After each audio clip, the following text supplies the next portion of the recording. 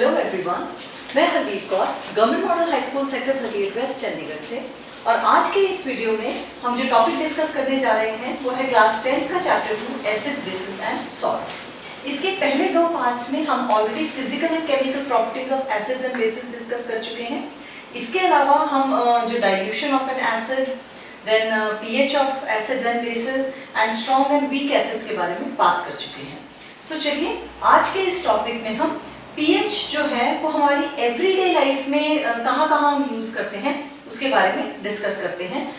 आजकल तो वैसे पीएच जो है बहुत ही कॉमन टर्म हो चुकी है। आप लोग टीवी के एड्स में भी बहुत ज्यादा देखते होंगे कि ये जो सोप है ये पीएच बैलेंस्ड है, या इस तरह की जो एड्स आती हैं। So what is this pH? और इस ये जो पीएच है ये और हमारे कहाँ पे जो एवरीडे लाइफ में कहाँ यूज होता है। So let us start with pH in everyday life. जो प्लांट्स और एनिमल्स हैं सबसे पहले तो दे आर पीएच सेंसिटिव। एक पर्टिकुलर पीएच में ही वो सरवाइव कर सकते हैं, और अगर पीएच कम या ज्यादा हो जाता है तो it is very difficult for these plants and animals to survive. For example, जब जो सल्फर ऑक्साइड गैसेस हैं या कार्बन डाइऑक्साइड है, कार्बन मोनोऑक्साइड है या नाइट्रोजन ऑक्साइड्स हैं, जो पोल्यूटिंग गैसेस हैं, जब ये पानी के साथ कंबाइन होती हैं and they turn into acids, और ये जो एसिड्स हैं जब ये बारिश के साथ नीचे आते हैं which is called acid rain. तो ये जो एसिड रेन है इसका pH normally when it is less than 5.6 pH से जब लो होता है तो उस रेन को हम कहते हैं कि वो एसिड रेन है।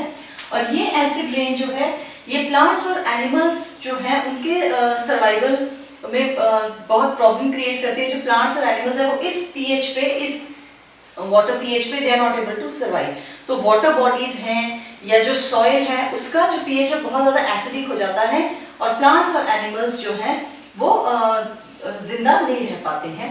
सो प्लांट्स और एनिमल्स जो है बहुत ही ज्यादा पीएच, एक पर्टिकुलर पीएच रेंज में ही वो सर्वाइव कर सकते हैं। Now second is pH in our digestive system. अब हमारा जो डाइजेस्टिव सिस्टम है उसमें भी लगातार पीएच जो है वो चेंज होता है। फॉर एग्जाम्पल, हमारा जो सलाइवा है उसका जो पीएच है इट इज स्लाइटली एसिडिक, और उसके बाद स्टमक में जाते जाते जो पीएच है, स्टमक में कौन सा एसिड रिलीज होता है? HCl, और this is our buccal cavity. So saliva का जो पीएच है वो स्लाइटली एसिडिक होता है, स्टमक में HCl रिलीज होता है, सो this is a strong acid. और उसके बाद स्मॉल इंटेस्टाइन जो है इट इज बेसिक। अब स्टमक में जो एंजाइम्स हैं वो एसिडिक पीएच पे काम कर सकते हैं, और जो स्मॉल इंटेस्टाइन के एंजाइम्स हैं वो बेसिक पीएच पे काम करते हैं। तो स्टमक से जब हमारा खाना स्मॉल इंटेस्टाइन में जाता है तो वहां पे जो बेसिक पीएच है उसमें डाइजेस्ट होता है। तो इस तरह से हमारी जो बक्कल कैविटी है, बक्कल कैविटी से स्टमक और स्मॉल इंटेस्टाइन तक जाते जाते हमारी बॉडी का पीएच काफी चेंज होता है। इसी तरह ब्लड का डिफरेंट पीएच है, और हमारे जो बाकी बहुत से ऐसे प्रोसेसेस हैं जो अलग अलग पीएच पे काम करते हैं। सो अब डाइजेस्टिव सिस्टम में जो HCl जो प्रोड्यूस होता है हमारे स्टमक में, ये डाइजेशन में मदद करता है। बट अगर बहुत ज्यादा excess of this HCl produces, उस प्रोसेस को हम कहते हैं एसिडिटी। और जब बहुत ज्यादा एसिड प्रोड्यूस होगा तो क्या होगा, उससे डाइजेशन प्रॉपरली नहीं हो पाएगी। It is also called indigestion. Now excess acid है तो उसको खत्म करने के लिए, उसको कम करने के लिए हम क्या यूज करेंगे? Obviously we are going to use a base, जो हमने न्यूट्रलाइजेशन रिएक्शन में पढ़ा था कि बेसेस एसिड्स को न्यूट्रलाइज करते हैं and they produce salt and water. तो जब एसिड बहुत ज्यादा प्रोड्यूस हो गया है, अगर हम कोई बेस लेते हैं तो उससे क्या होगा, वो बेस जो है वो एक्स्ट्रा एसिड को न्यूट्रलाइज कर देगा और जो एसिड का अमाउंट है वो कम हो जाएगा।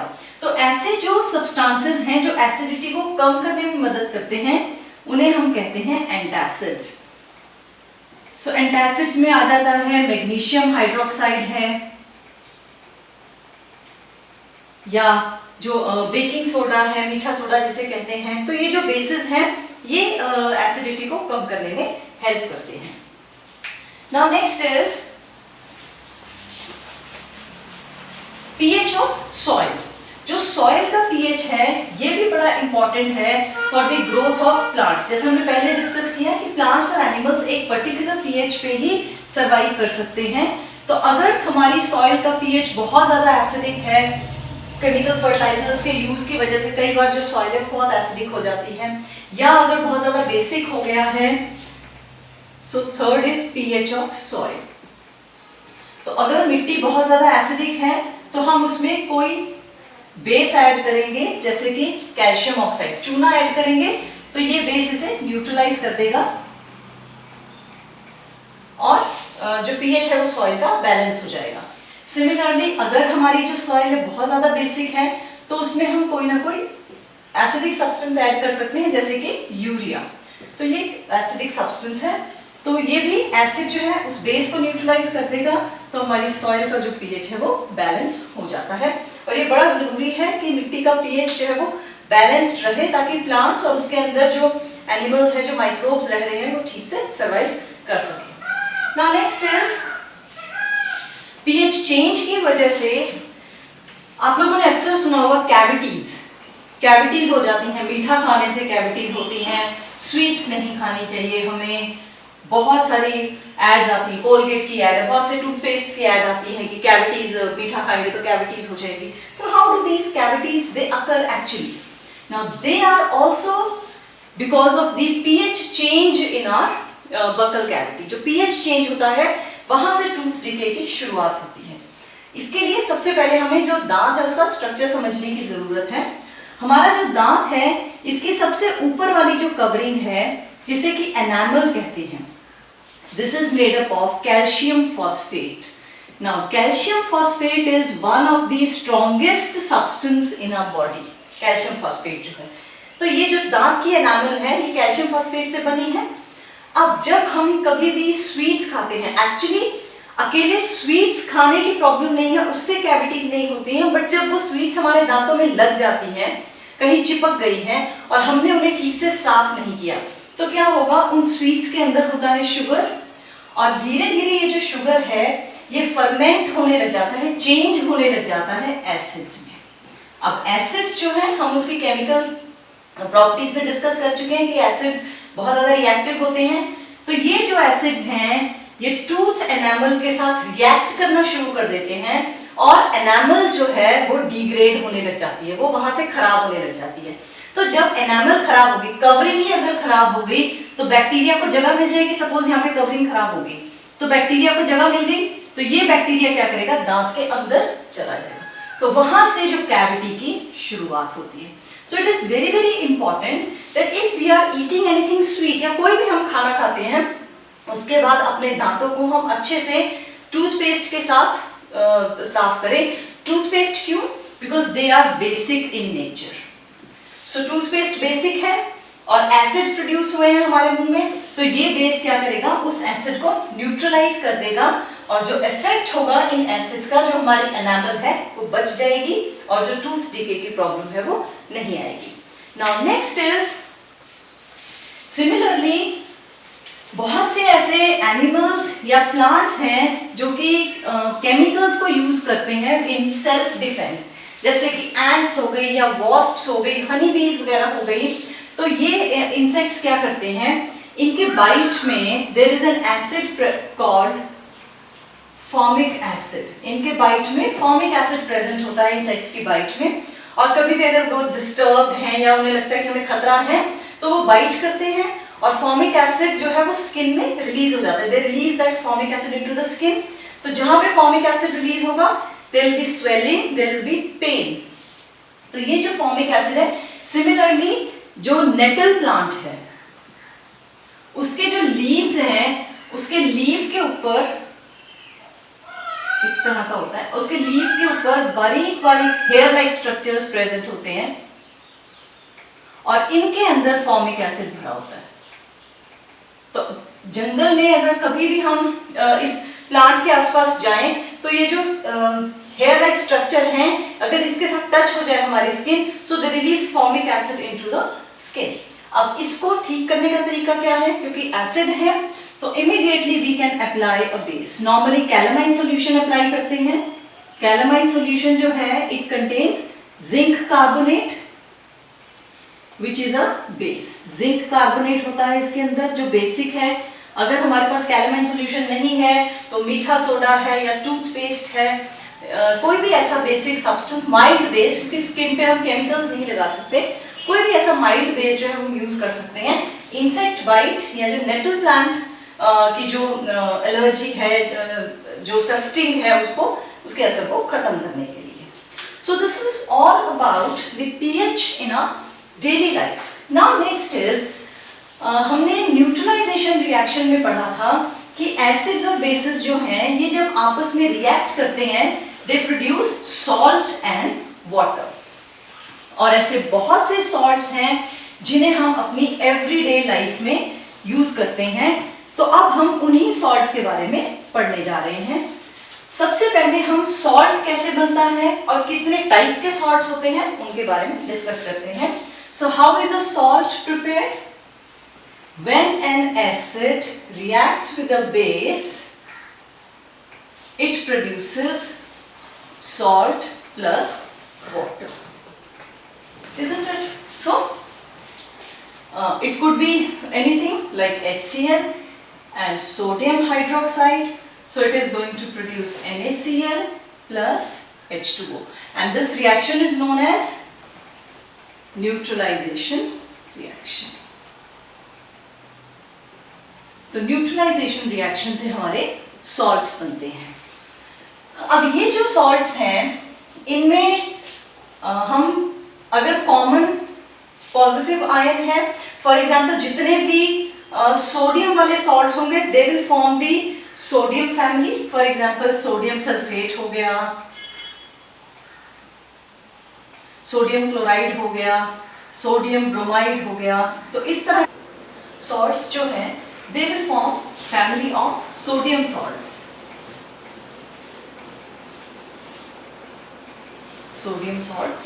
Similarly, अगर नेगेटिव रेडिकल कॉमन है, जैसे क्लोराइड अगर हम लेते हैं, सोडियम क्लोराइड हो गया, पोटेशियम क्लोराइड हो गया, तो यहाँ पे क्लोराइड कॉमन है, बेरियम क्लोराइड हो गया, तो ये जो है this is going to form the chloride family. तो इस तरह से जो पॉजिटिव और अगर कॉमन पॉजिटिव रेडिकल है तो वो पर्टिकुलर फैमिली ऑफ सॉल्ट्स बन जाता है। और इसी तरह अगर नेगेटिव रेडिकल कॉमन है तो वो भी पर्टिकुलर जो फैमिली है वही जो कॉमन रेडिकल है उसी के नाम से हम जो ग्रुप ऑफ सॉल्ट्स है उसको डिनोट करते हैं।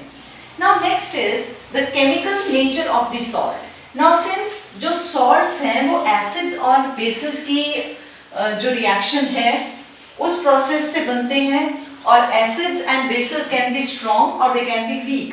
सो डिपेंडिंग अपॉन कि किस तरह का एसिड कौन से बेस के साथ कंबाइन कर रहा है, जो सॉल्ट्स हैं they are of 3 types. Salts are basically of 3 types. One is neutral salts, then second is acidic salts, and third is basic salts. Now, when acid and base are of equal strength, तो जब बराबर strength है तो जो salt होगा वो neutral होगा। That means when a strong acid reacts with a strong base और a weak acid reacts with a weak base, तो इस केस में जो सॉल्ट बनेगा that is going to be a neutral salt. जैसे कि HCl और NaOH दोनों ही strong acid and strong base है, तो NaCl is a neutral salt. Similarly acidic salts, जहां पे एसिड स्ट्रॉन्ग है तो जो कंपोनेंट स्ट्रॉन्ग होता है उसका जो केमिकल नेचर है वो ज्यादा डोमिनेटिंग हो जाता है। तो अगर एक स्ट्रॉन्ग एसिड है और strong acid is reacting with a weak base, तो यहाँ पे बेस वीक है, एसिड स्ट्रॉन्ग है, तो जो रिजल्टेंट सॉल्ट होगा उसमें एसिडिक जो बिहेवियर है वो ज्यादा डोमिनेंट होगा, so it is going to be a acidic salt. Similarly if it is a weak acid, अगर एसिड वीक है और स्ट्रॉन्ग बेस है। तो यहाँ पे strong base that means base ज्यादा डोमिनेटिंग है, तो जो हमारा सॉल्ट होगा उसका रिजल्टेंट जो सॉल्ट है उसका chemical nature is going to be basic, तो वो एक बेसिक सॉल्ट बनेगा। Okay, so this is all about general information about the salts. Now we are going to talk about some common salts जो हम everyday life में या industrial use में कुछ ऐसे सॉल्ट्स हैं जो बहुत इंपॉर्टेंट हैं। इनमें से सबसे इंपॉर्टेंट या हम कह सकते हैं कि रॉ मटेरियल जो सॉल्ट है that is sodium chloride, that is common salt. ये और बहुत से जो केमिकल्स हैं, बहुत से ऐसे सॉल्ट्स हैं, उनको बनाने के लिए जो पहला मटेरियल है, जो फर्स्ट रॉ मटेरियल है, वो sodium chloride plays that role. So sodium chloride acts as the raw material for other number of chemical compounds. अब ये जो सोडियम क्लोराइड है ये दो तरीके से यूज हो सकता है। सोडियम क्लोराइड का सॉल्यूशन तैयार करते हैं and this solution is treated to ways. वो दोनों जो प्रोसेसेस है वो हम डिस्कस करेंगे। सबसे पहले सोडियम क्लोराइड का एक सैचुरेटेड सॉल्यूशन तैयार किया जाता है और इस सैचुरेटेड सॉल्यूशन को हम कहते हैं ब्राइन। और सैचुरेटेड सॉल्यूशन क्या होता है? वो सॉल्यूशन जिसमें और ज्यादा सोल्यूट हम ऐड नहीं कर सकते at a particular temperature. The solution in which no more solute can be added at a particular temperature, that is called a saturated solution. तो सोडियम क्लोराइड का एक सैचुरेटेड सॉल्यूशन तैयार करते हैं जिसे हम कहते हैं Bryan, and this brine is then subjected to electrolysis. फिर इस ब्राइन के थ्रू इलेक्ट्रिसिटी पास करते हैं और उस प्रोसेस को हम कहते हैं क्लोर एल्कली प्रोसेस, जो हम लेटर डिस्कस करेंगे। Second is sodium chloride solution जो है इसमें से कुछ गैसेस पास की जाती हैं जैसे कार्बन डाइऑक्साइड एंड अमोनिया, और यहां से हम एक डिफरेंट तरह का जो कंपाउंड है वो डिराइव करते हैं। सो इन दोनों प्रोसेसेस को हम डिटेल में डिस्कस करेंगे और इनसे कौन कौन से सॉल्ट्स प्रोड्यूस होते हैं वो अभी हम देखेंगे। तो चलिए सबसे पहले हम जो क्लोर एल्कली प्रोसेस है इसे डिस्कस करते हैं। So let us discuss the chlor-alkali process. Chlor-alkali process में जो सोडियम क्लोराइड है उसका एक सैचुरेटेड सॉल्यूशन जिसे हम ब्राइन कहते हैं उसके थ्रू इलेक्ट्रिसिटी पास की जाती है और इस इलेक्ट्रोलिसिस में हमें 3 प्रोडक्ट्स मिलते हैं और इनके नाम याद रखने के लिए हम इस प्रोसेस के नाम से ही रेफरेंस लेंगे। The name of the process is chlor alkali process. So chlor is for chlorine, alkali is for sodium hydroxide and one of the products is hydrogen. तो ये जो तीनों प्रोडक्ट्स हैं ये आप यहाँ पे देख सकते हैं। अब इसमें से हाइड्रोजन जो है सिंस वो पॉजिटिवली चार्ज्ड आयन होता है तो वो नेगेटिव इलेक्ट्रोड यानी कि कैथोड पे हमें मिलेगा, और क्लोरीन जो कि नेगेटिवली चार्ज्ड होती है वो हमें पॉजिटिव इलेक्ट्रोड यानी कि एनोड पे मिलेगी, और सॉल्यूशन में हमें सोडियम हाइड्रोक्साइड मिलेगा। जो हाइड्रोजन है उसे एज अ फ्यूल या फर्टिलाइजर्स बनाने के लिए जो अमोनिया है उसके प्रोडक्शन में उसे यूज करते हैं। देन क्लोरीन जो है ये वाटर ट्रीटमेंट के लिए, पानी को डिसइंफेक्ट करने के लिए यूज करते हैं, नॉर्मली स्विमिंग पूल्स वगैरह में यूज होता है। पीवीसी बनाने के लिए पॉलीविनाइल क्लोराइड जो कि एक तरह का सिंथेटिक प्लास्टिक है एक तरह का। देन डिसइंफेक्टेंट्स जो हैं वो बनाने के लिए यूज़ करते हैं। क्लोरोफ्लोरोकार्बन्स जो कि रेफ्रिजरेटिंग इक्विपमेंट्स जैसे कि एयर कंडीशनर्स या रेफ्रिजरेटर्स वगैरह में यूज़ होता है, and it is also used in the production of pesticides. इसके बाद जो सोडियम हाइड्रोक्साइड है और जो क्लोरीन है ये मिलके ब्लीच या बाकी जो ब्लीचिंग फैब्रिक है या हाउस होल्ड ब्लीचेस के लिए इसे इस्तेमाल करते हैं। सोडियम हाइड्रोक्साइड जो है ये मेटल को साफ करने के लिए, degreasing of the metals, soaps and detergents बनाने के लिए, पेपर बनाने के लिए और आर्टिफिशियल फाइबर्स जो हैं उन्हें बनाने के लिए यूज होती है। तो ये है हमारा जो क्लोर एल्कली प्रोसेस है उसके प्रोडक्ट्स और उनके जो यूजेस हैं। हाइड्रोजन एंड क्लोरीन जो है it is also used in the manufacture of hydrochloric acid, ammonium chloride, medicines and cosmetics. So this is all about our chlor-alkali process. जो chlor-alkali process है उसके products के बारे में. चलिए अब हम जो हमारे salts हैं, जो कि इन जो हमें products मिले हैं, इनसे हम आगे जो और salts वगैरह produce करते हैं उनके बारे में डिटेल में पढ़ते हैं. So first जो chemical compound हम लेते हैं after the chlor-alkali process, जो first chemical compound we are going to discuss, that is the bleaching powder.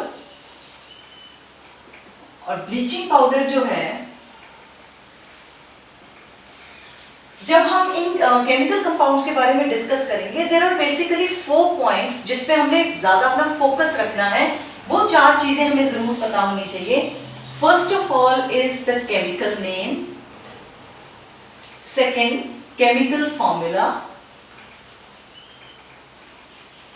Third method of preparation,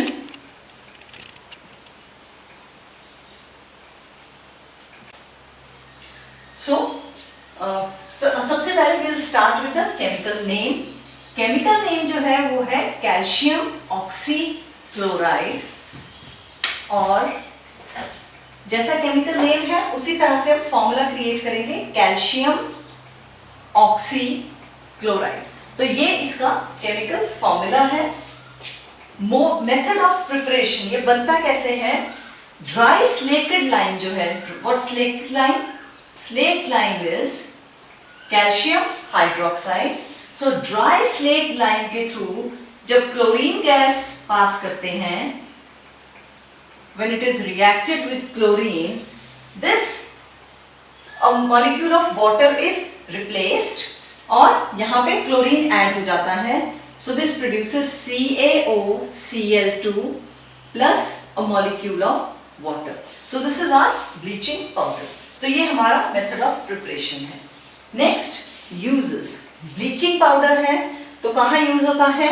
जितनी भी ब्लीच इंडस्ट्रीज हैं, वुड पल्प से कागज तैयार होता है, तो वुड पल्प का जो कलर है वो खत्म करने के लिए, so it is used in paper industries. It is also used in laundry और we can say dry cleaning. Then as a disinfectant for water, क्योंकि जो ब्लीचिंग पाउडर है इट रिलीजेस क्लोरीन, तो जब इसको पानी में ऐड करते हैं तो क्लोरीन जो है ये डिसइंफेक्टेंट की तरह काम करता है. सो डिसइंफेक्टेंट इन वाटर. सो ये है इसके uses. Now next is, and apart from this, it is also used as an oxidizing agent in many industries. Oxidizing agent की तरह भी यूज होता है.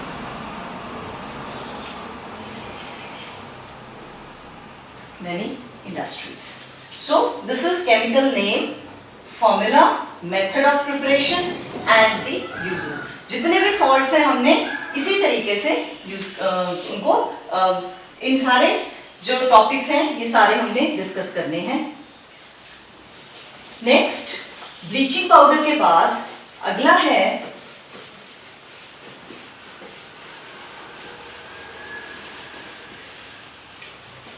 सोडियम बाइकार्बोनेट, और we also call it baking soda. So next salt is baking soda. And again chemical name पहले लिखेंगे हम. Chemical name जो है बेकिंग सोडा का वो है sodium bicarbonate. It is also called sodium hydrogen carbonate. Hydrogen carbonate. So this is the other name for baking soda. Next is chemical formula. Chemical formula क्या है? सोडियम हाइड्रोजन या bicarbonate.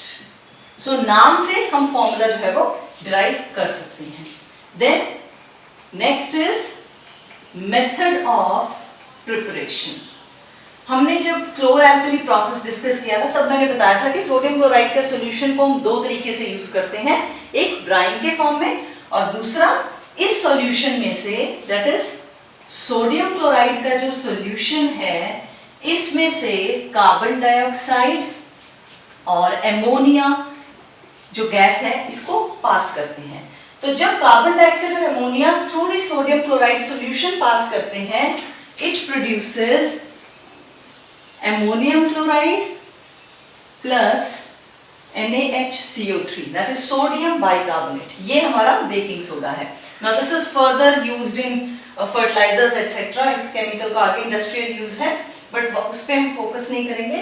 हम baking soda जो है, तो ये हमारा NaHCO3 baking soda तैयार हो गया।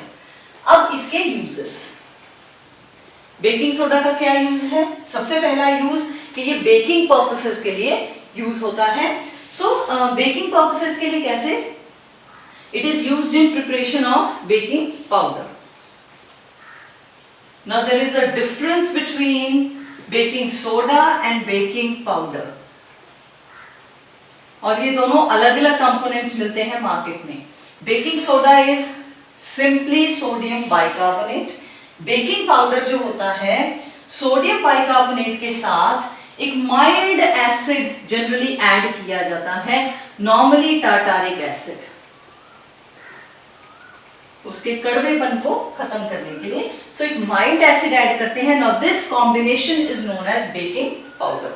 सो व्हेन दिस इज हीटेड, तो उस समय पे क्या होता है?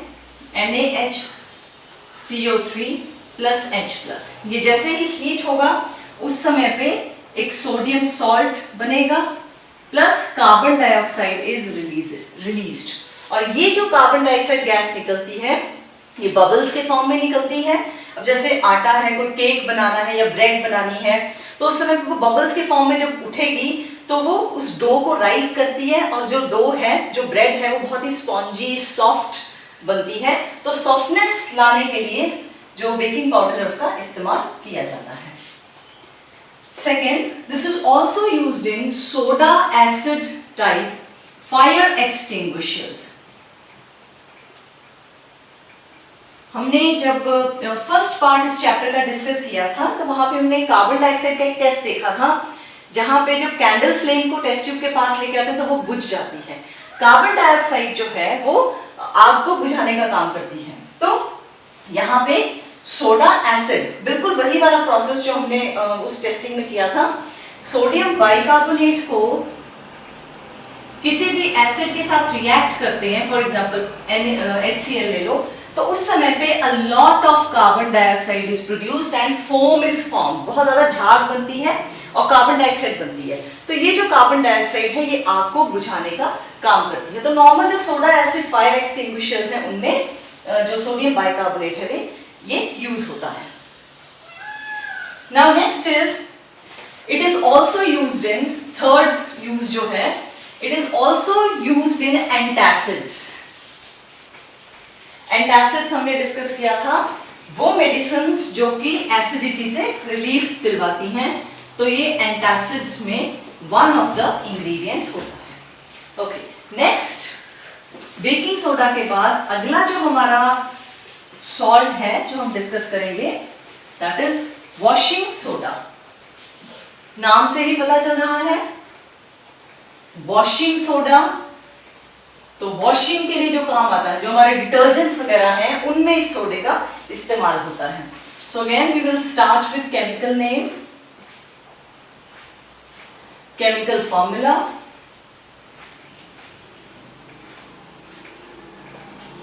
then method of preparation,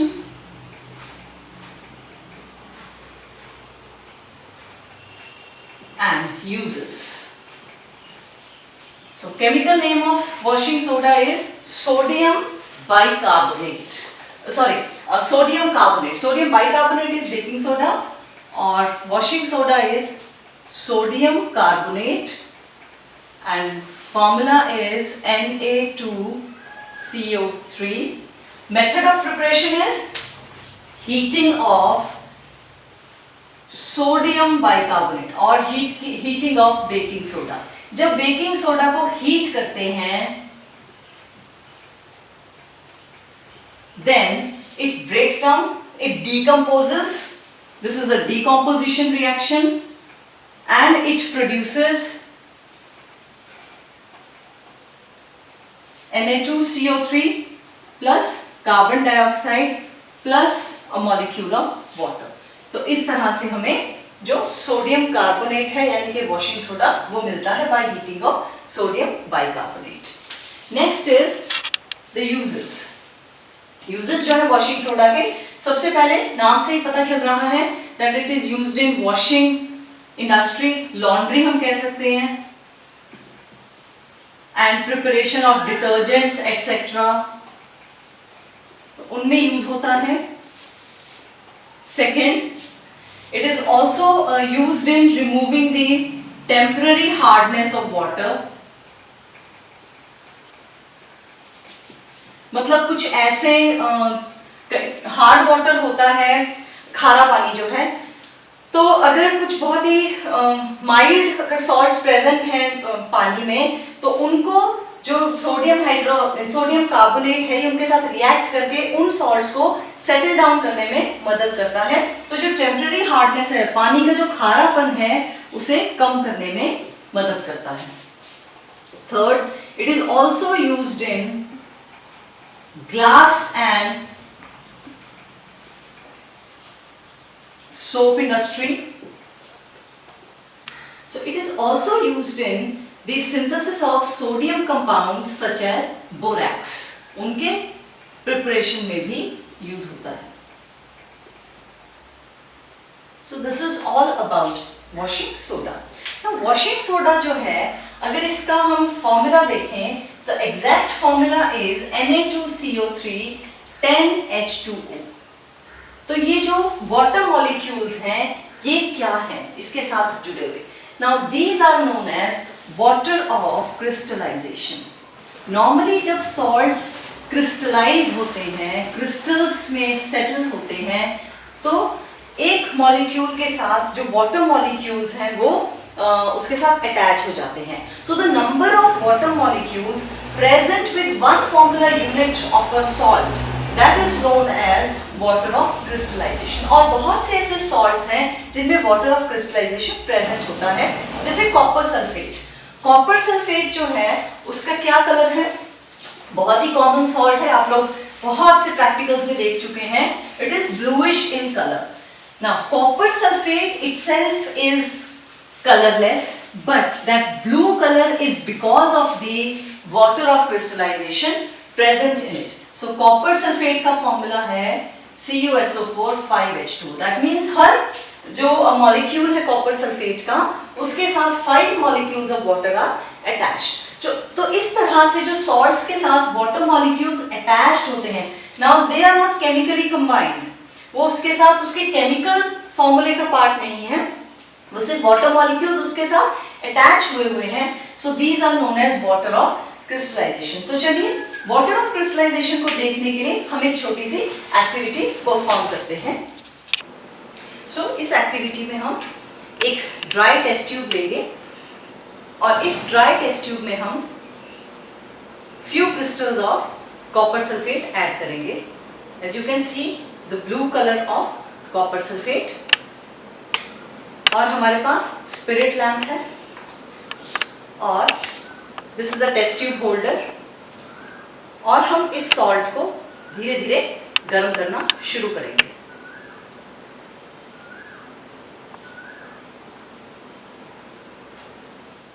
जैसे ही हम इस सॉल्ट को गर्म करना शुरू करेंगे तो टेस्ट ट्यूब के आसपास वाटर के जो मॉलिक्यूल्स हैं, वाटर ड्रॉपलेट्स, वो शुरू हो जाएंगी, टेस्ट ट्यूब के आसपास में नजर आएंगी। There will be accumulation of water droplets on the sides of the test tube.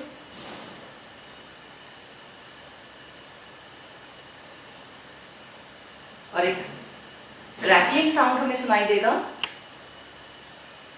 और ये देखिए वाटर ड्रॉपलेट्स जो हैं they started appearing on the sides of the test tube. Water droplet side पे आने शुरू हो गए हैं। तो ये वाटर कहाँ से आया? हमारे पास तो बिल्कुल ड्राई टेस्ट ट्यूब थी। So this is the water of crystallization, जो कॉपर सल्फेट के क्रिस्टल्स में प्रेजेंट था, ये वही वाटर ऑफ क्रिस्टलाइजेशन है। और देखिए कॉपर सल्फेट का जो कलर है वो वाइट हो रहा है। सो हम हीटिंग को थोड़ा और कंटिन्यू करेंगे।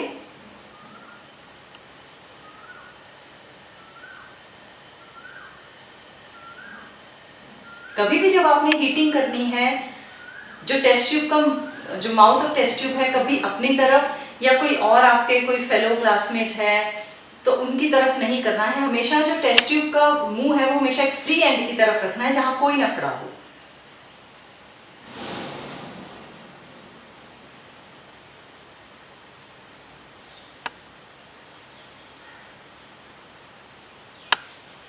देखिए कॉपर सल्फेट के जो क्रिस्टल्स हैं वो बिल्कुल वाइट हो गए हैं और वाटर ऑफ क्रिस्टलाइजेशन उनमें से निकल गया।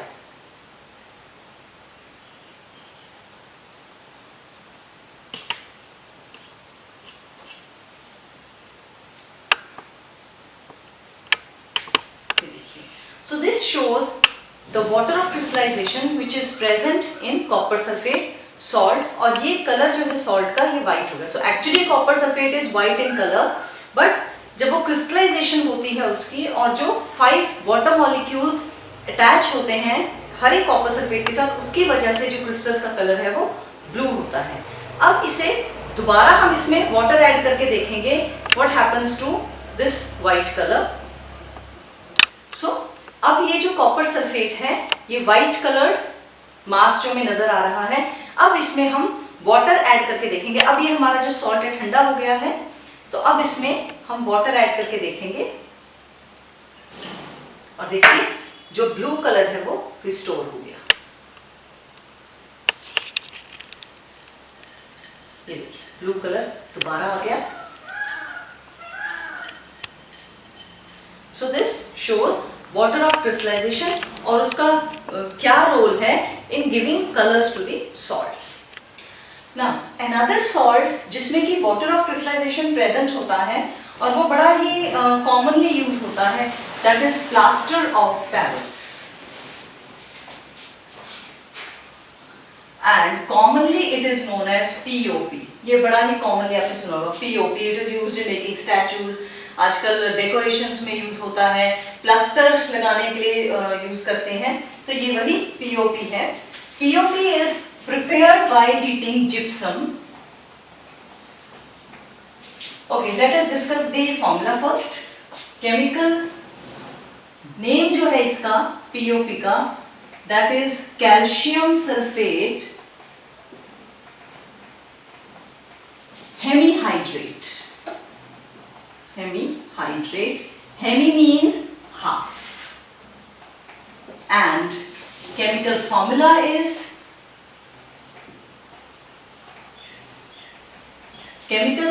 है CaSO4 calcium sulfate half H2O. Now what is the meaning of half H2O? आधा मॉलिक्यूल वाटर का कैसे हो सकता है? वाटर मॉलिक्यूल तो बीच में से टूट नहीं सकता। सो ये जो हाफ H2O का मतलब ये है that 2 molecules of calcium sulfate they share 1 molecule of water. तो ये सिर्फ it is only for the purpose of writing that we write that calcium sulfate half H2O, but actually the structure is 2 calcium sulfate attached with 1 water molecule. Now how is it prepared? जो method of preparation है, gypsum is heated. Gypsum is calcium sulfate. This calcium sulfate CaSO4 2H2O, when it is heated strongly, then it changes into calcium sulfate hemihydrate plus 1/2 molecules of water. मतलब 1.5 molecule पानी का निकल जाता है और आधा molecule जो है पानी का वो रह जाता है। So this is how POP is prepared.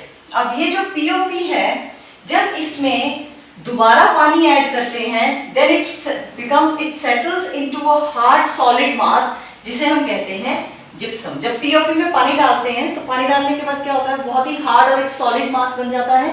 वो जो सॉलिड मास है दैट इज कॉल्ड जिप्सम, और ये है पीओपी। तो इन दोनों में सिर्फ अमाउंट ऑफ वाटर मॉलिक्यूल्स का डिफरेंस है। तो यूज क्या क्या है, used in setting up of fractured bones, जो फ्रैक्चर हो जाती हैं बोन्स उनको सेट करने के लिए यूज होता है। Then for statues, pottery, decorations etcetera, इनमें यूज होता है। So these are some of the uses of POP. So this is all about our chapter, जिसमें हमने डिफरेंट तरह के सॉल्ट्स पढ़े, उनके केमिकल फॉर्मूले, chemical names, methods of preparation और उनके यूजेस पढ़े। अगर आपको ये वीडियो अच्छा लगा है, पसंद आया, तो इसे लाइक जरूर कीजिएगा और ऐसे और वीडियोस देखने के लिए मेरा चैनल सब्सक्राइब करें। Thank you so much.